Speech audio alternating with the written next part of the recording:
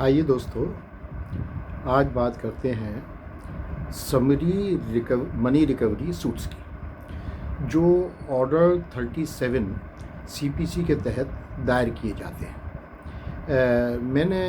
ये जैसा पहले भी कहा है, ये सीरीज़ ख़ास तौर से उन छोटे भाइयों को ध्यान में रखकर मैं बनाता हूँ जो प्रैक्टिस में नए आए हैं और इस तरह के कॉम्प्लिकेटेड चीज़ों के बारे में और वो बहुत ज़्यादा क्लियर नहीं है। 2019 में ये रूलिंग आई है सुप्रीम कोर्ट की, जिस पर बेस्ड ये आज का टॉक है, और इसका डिटेल मैंने नीचे डिस्क्रिप्शन में दिया है। उस रूलिंग को आप पूरा पढ़ लें। उसमें ऑर्डर 37 के क्या इंग्रेडिएंट्स हैं, क्या प्रोसीजर है, ये सब उसमें दिया गया है। तो आइए बात करते हैं कि सबरी प्रोसीडिंग्स मनी रिकवरी सूट्स में कैसे शुरू की जाती हैं, डिफेंस के लिए जो लीव ग्रांट की जाती है वो किन आधारों पर की जाती है। तो ये चीज़ें ज़रा इम्पॉर्टेंट हैं। देखिए, मनी रिकवरी सूट जब दाखिल किया जाता है ऑर्डर 37 में, तो इसका सबसे बड़ा इम्पॉर्टेंट मेन इंग्रेडिएंट ये है कि आपके पास ऐसी एविडेंस होनी चाहिए जिसमें कि ये डिफेंडेंट्स ने अपने ऊपर एक लायबिलिटी को एडमिट किया हुआ हो, यानी कोई चेक आपके फेवर में हो या कोई और उनका एडमिशन कहीं हो, उनका कोई लेटर आपके पास हो जिससे कि पता पड़े कि वो मॉनेटरी लायबिलिटी प्लेंटिफ, यानी आपके पक्ष में यदि आप प्लेंटिफ हैं तो वो स्वीकार करते हैं। तो नंबर 1 सबसे पहली बात ख्याल हमें यही रखनी है कि अगर ऑर्डर 37 में हम सूट प्रेजेंट करते हैं कोर्ट के सामने, तो वो उसमें ये ज़रूरी है कि हम ऐसी एविडेंस दें कि जिससे कि पता चले कि ये जो डिफेंडेंट है वो हमें हमारे पक्ष में एक मॉनेटरी लायबिलिटी एक्सेप्ट करता है। दूसरी चीज़ ये है कि अगर ऐसी प्राइमा फेसी एविडेंस है तो कोर्ट उसमें सीधा सीधा जो नोटिस जारी करती है डिफेंडेंट को, वो केवल इसलिए करती है कि देखिए, आप कारण बताएं कि क्यों ना आपके ख़िलाफ़ इस एविडेंस के बेसिस पर जो प्लेंटिफ ने कोर्ट के सामने दाखिल की है, कोर्ट को सूट को इमीडिएटली डिक्री क्यों ना कर दिया जाए, और आप इसमें आकर के और कारण बताइए। तो डिफेंडेंट को ये राइट है कि वो कोर्ट के सामने आए और आने के बाद अपना पक्ष रखे और ये कहे कि साहब मुझे कोर्ट केस को कंटेस्ट करने की इजाज़त दी जाए, मुझे डिफेंड करने की इजाज़त दी जाए, चूँकि अब वो अपनी डिफेंस कोर्ट के सामने रखते हैं। तो अगर कोर्ट ये पाती है कि जो डिफेंडेंट अपना डिफेंस लेकर के सूट कंटेस्ट करने के लिए और कोर्ट से अनुमति प्राप्त करना चाहता है, लीव ऑब्टेन करना चाहता है, वो एक फ्रिवलस ग्राउंड है और वास्तव में बिल्कुल ये पता नहीं चलता कि डिफेंडेंट का एक ईमानदारी के साथ ये मंशा है कि सूट को कंटेस्ट करे, बल्कि सही बात यह है कि जो लायबिलिटी उसने प्लेंटिफ के फेवर में एक्सेप्ट की है उसको एस्केप करने का कोई उसके पास डिफेंस नहीं है। तो कोर्ट डिफेंडेंट को जो उसको डिफेंड करने का राइट है उसको ग्रांट करने से मना कर सकती है। दूसरी सर्कमस्टांस ये होती है कि भाई एक डिफेंस वैलिड डिफेंस है और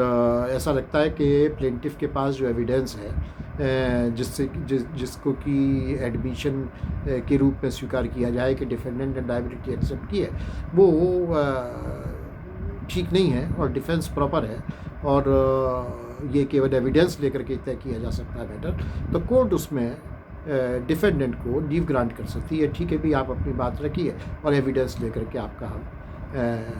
मुकदमा तय करेंगे। तीसरी परिस्थिति ये है कि अगर ये लगता है कि भाई डिफेंडेंट की जो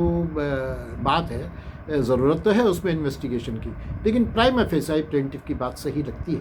तो कोर्ट उसमें जो लीव टू डिफेंस है वो एक कंडीशन के साथ ग्रांट कर सकती है। जैसे वो कह सकती है कि ठीक है साहब, पैसा आप जमा करिए या बैंक गारंटी आप जमा करिए, तब आपको कंटेस्ट करने की इजाज़त दी जाएगी। तो ये तीसरी बात है। और चौथा ग्राउंड ये हो सकता है कि यदि प्लेंटिफ ने जिन डॉक्यूमेंट्स को पेश किया और कहा कि ये लायबिलिटी एडमिट करता है डिफेंडेंट, तो उसमें अगर part of the liability defendant admit करता है कोर्ट में अपीयर होने के बाद, तो कोर्ट ये कह सकती है कि भाई ठीक है, जितनी पैसा आप अपनी तरफ जी होना बताते हैं वो तो आप जमा करिए और बाकी के लिए कंटेस्ट कीजिए, इस कंडीशन के साथ आपको हम डिफेंस करने की इजाज़त देते हैं। तो कुल मिलाकर के मेरा कहना ये है कि अगर आप समरी सूट कोई दाखिल करना चाहते हैं तो आपको कोई ना कोई एविडेंस ऐसी दाखिल करनी पड़ेगी जिससे कि डिफेंडेंट का ये एडमिशन हो कि वो आपके प्रति अपनी मॉनेटरी लायबिलिटी एक्सेप्ट करता है। और अगर आप डिफेंडेंट हैं तो आपको एविडेंस मोटे तौर पर एक परिस्थिति दिखानी पड़ेगी कि साहब प्लेंटिफ जिस एविडेंस पर रिलाई कर रहा है वो ठीक नहीं है और हमें राइट टू डिफेंस होना चाहिए, राइट मिलना चाहिए कि हम एविडेंस इसमें दे करके कंटेस्ट करें। और